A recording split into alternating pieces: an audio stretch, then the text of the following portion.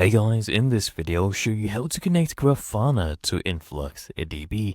Now the first thing I want you to do is just come in the left hand panel. Once you're logged in, you should see all of these options, and here you'll see connections. You can click on this down arrow and it will reveal add new connection and data sources.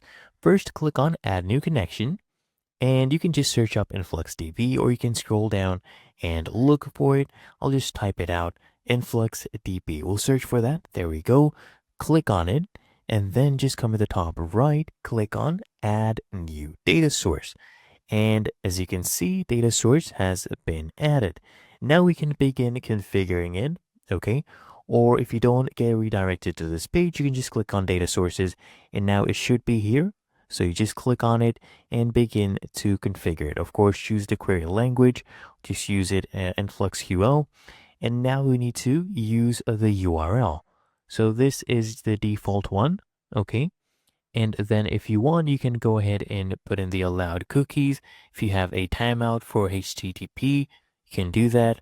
If you have any authentications, you can go ahead and use that. If you have basic authentication, you just use your username and password. If you have others, you can go ahead and configure as such, okay? And then you can go ahead and enter your InfluxDB details, right?